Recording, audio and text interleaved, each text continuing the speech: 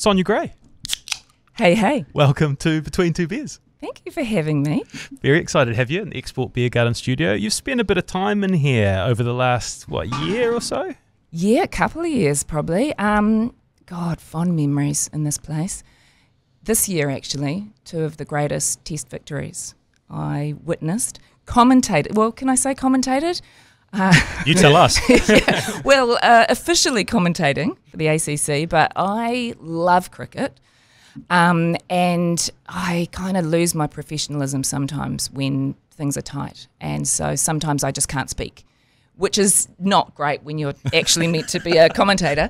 Yeah. Or I get very, very vocal and very emotional and disappear under the desk and all sorts of things go on. Go to the beer fridge. It's a common one in the middle of the over. But yeah, we had some extraordinary wins and I just felt so proud of our side. Were you a fan of the ACC before you joined as a commentator?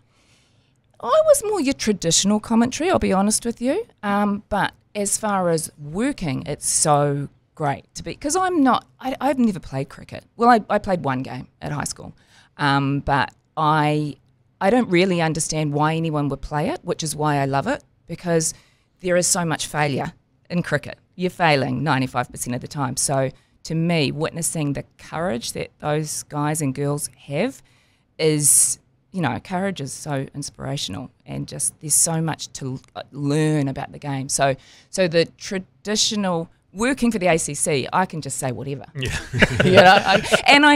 I must admit that this year in our win against the English side, I got quite emotional. Michael Bracewell ran himself out in a really, really stupid way, and I lost all perspective and dropped the F-bomb twice. Can I say what I said? Yeah, okay. please. Well, I can't really remember. It was, it was terrible. But I said something along the lines of, what the fuck just happened? I can't fucking believe it. With emotion. Yeah. And then there was silence, and I saw the other two looking at me, and I was like, oh my God, I just did that out loud. And I think, this is a funny thing. As a broadcaster, you guys would know too, there's a line, this imaginary line, and you know it, and you know that you do not cross that. And I've been doing this for a long time, and I just know where the line is, and I lost it. And then that fear that maybe I'd be on Lotto, and I'd just be like, and there's your fucking number 9. Fucking, I hope that's, buddy. I really was, and I went out to let's call it a green room. Not really a green room, but, let's call it a green room. And Mike Lane, the CEO of ACC, I said, Mike, I'm so sorry. And he was silent, and he said, yeah, I'm a little bit worried about the BSA. The complaints, I don't know, I'm just sort of thinking what I'm going to say, and I thought, I have totally screwed up. Not forgetting all the terrible things that are said on the ACC, but I was just like, maybe I'm not allowed to do it. I'm meant to be the good one. Oh, amazing. He was kidding. He was kidding. Very much so. Very much but so. I That really doesn't believed sound him. like Yeah. It's the commentator's perineum. Like, if that's a line, like, that's quite a far line. I feel like saying fuck. Yeah, but I think this one was It's on broadcast Sky, on Spark, right? Like the Spark. where the old school that was just Yeah, on iHeartRadio. true, So there was true. the bar you talk about was a bit lower then. The milk of the Jap side definitely wouldn't fly on Spark Sport RIP. Yeah. The cricket, I want to stick with cricket for a bit, because you mentioned you played one game in high school. Yeah. And Shay has put in my notes that in that game you either scored 50 or 70 runs. 64, I said. Oh, yes, 64 not out. I said that. Sorry, I wasn't listening. Oh, we should read the notes. But hang on, how does that work? You play one game of cricket and you score Yeah, 64 yeah. and you don't play again? Yeah, well, I was thinking about my average and, wanted to keep it high. 64 not out, all scored in boundaries. Well, no, after Really? that innings, I was like, found my new sport. Hello. We went out to field, and that was a different story. That high ball coming, and you're like, oh, now we'll do a forward, back. Yeah, no, I'm not a fielder. And you have to do both, apparently. Yeah. Yeah. You can't. T20 would have been your game by the sound Stand in of the it. slip. I was a sprinter, actually, in high school. Sprinter and long jumper. Yeah.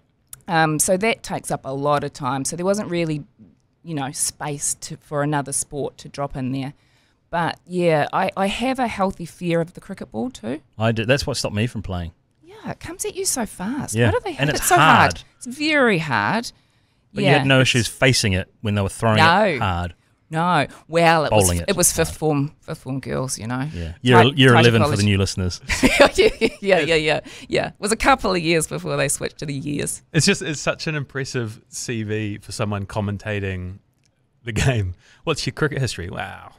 Average of 64, yeah. Exactly. 64 not out. Oh, was it out? No, not out. Not out. Not Yeah, out. I've never been out in cricket. You tempted to get back out there? No, I played a bit of indoor cricket, and it's just, I don't know what it is. I played that, down at the Cricket Museum. I was working on the Women's Cricket World Cup, and I did that, that virtual thing where you get in, and that was terrifying, and it's not even a real ball. Yeah. And I put it on slow, it was coming at me, I don't know, 60 k's an hour or something. And I was like, no, it's just not the game for me. But then that makes my admiration of the people that play it even higher.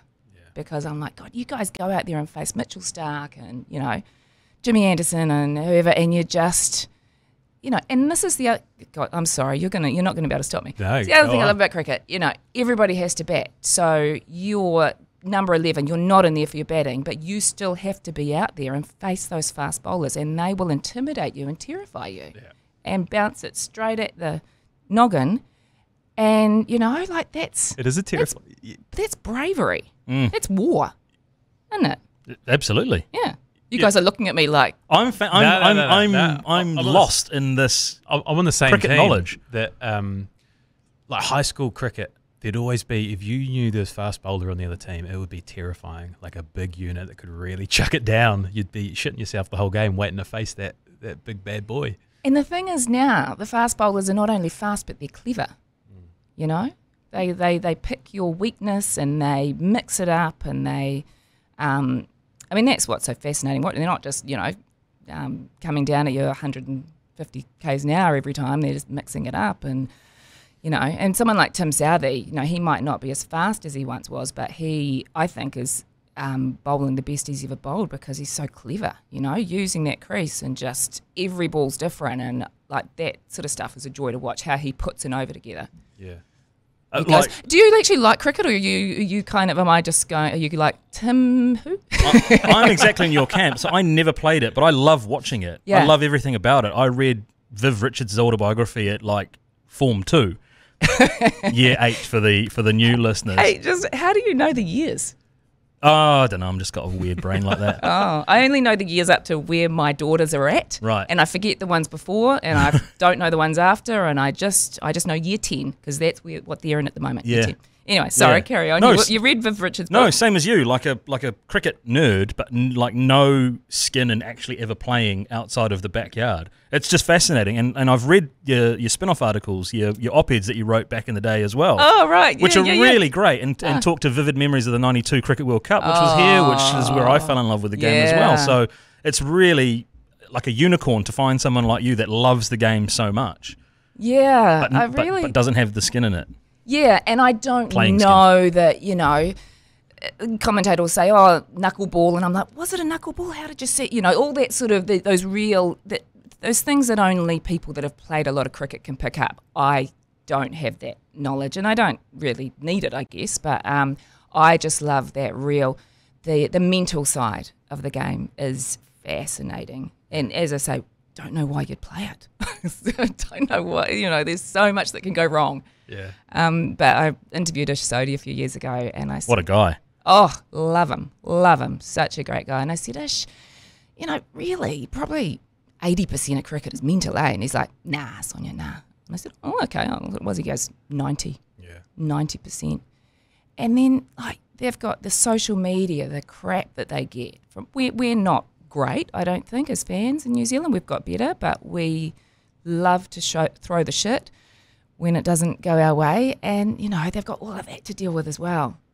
Yeah, totally.